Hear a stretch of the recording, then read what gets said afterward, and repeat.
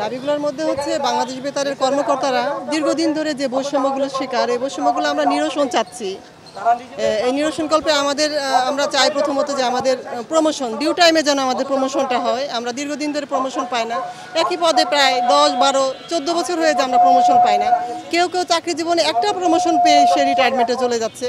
এটা আসলে চাকরি জীবনের প্রমোশন এগুলো যদি না হয় কর্মক্ষেত্রে কোনো স্পৃহা আসে না, কাজের তেমন গতি থাকে না। আমরা চাই যে আমাদের প্রমোশনটা ডিউ টাইমে হোক এবং আমাদের প্রতি বছর যে উপসচিব পদে পদোন্নতি হয় সেক্ষেত্রে আমাদের বেতার থেকে খুবই কম সংখ্যক অফিসারদেরকে নেওয়া হয় এবং বলা হয় যে এখান থেকে 1 জন বা 2 জনের বেশি নেওয়া হবে না। কোনো কোনো বছর আমাদের বাদই যায়, কোনো বছর যদি 2-1 জন পাই সেক্ষেত্রে আমাদের খুবই আশানুরূপ হয় না। আমরা উপসচিব পদে পদোন্নতিতে ক্ষেত্রেও আমরা বঞ্চনার শিকার হচ্ছি। আপনারা জেনেছেন যে আমরা আজকের এই মানববন্ধন বৈষম্য বিরোধী আন্দোলন, আমরা বৈষম্য বলতে যেটি বোঝাচ্ছি, আমাদের আর্সেন ম্যাডাম বলেছেন যে আমাদের যে দাবিগুলো সেটি হচ্ছে দীর্ঘদিন একই পদে থেকে আমরা প্রমোশন পাই না।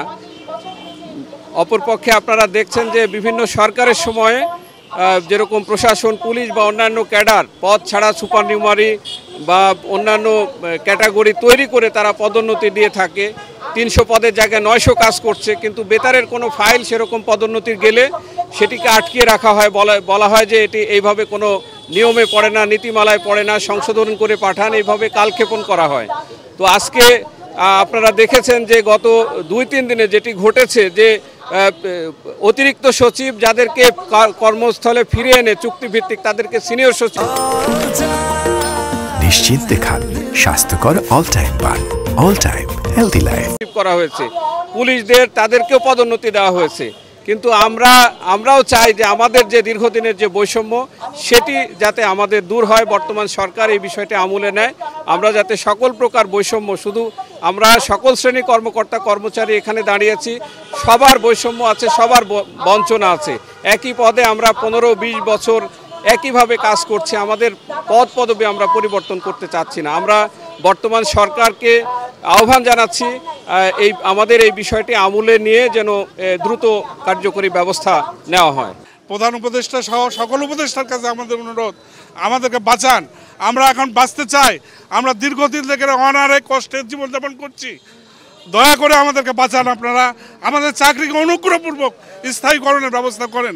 আমরা 20 গ্রেড থেকে এই 10 গ্রেডের কর্মচারী। আমাদের দাবি হচ্ছে আমাদের একটা নন গেজেটেড বৈষম্যযুক্ত একটা নিয়োগ বিধি মন্ত্রণালয়ে প্রেরণ করা হয়েছে, সেটাতে কুটিযুক্ত, ওই কুটিযুক্ত আপনার নিয়োগ বিধি ফিরে নিয়ে এসে কুটি সংশোধন করে অতি দ্রুত এটা বাস্তবায়নের জন্য আমরা আবেদন জানাচ্ছি।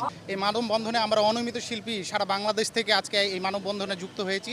এই মানববন্ধনে আমাদের একটাই দাবি হচ্ছে আমাদের চাকরি স্থায়ীকরণ। আমরা দীর্ঘ 35 বছর ধরে বিভিন্ন বেতন বৈষম্য থেকে শুরু করে সব কিছুর মধ্যে দিয়ে আমরা বৈষম্যের শিকার, যেখানে আমাদেরকে মাত্র 10 দিনের কন্ট্রাক্ট দিয়ে 1 মাসের কাজ করে নেয় এসব কর্মকর্তারা আমাদেরকে এই বৈষম্য সৃষ্টি করে রেখেছে।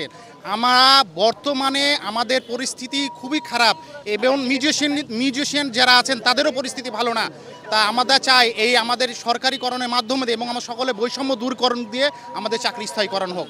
আমাদের বেতারের অনিয়মিত শিল্পীদের আমাদের দাবি, এবং আমাদের বেতনের প্রত্যেক মাসে 10% কর্তন করা হয় বিভিন্ন ট্যাক্সের অজুহাতে। এটা আমরা দ্রুত সম্ভব বন্ধ করতে চাই এবং আরও আমাদের যে বেতন কাঠামোগুলো এগুলো আরও সংস্কার করে আমাদের বিভিন্ন পর্যায়ক্রমে বেতন সংস্কার করে আমাদেরকে এই প্রতিষ্ঠানে কাজ করার সুযোগ করে দেওয়া হোক। এবং আমাদের মূল দাবি একটাই, সেটা আমাদের চাকরি স্থায়ীকরণ করতে হবে।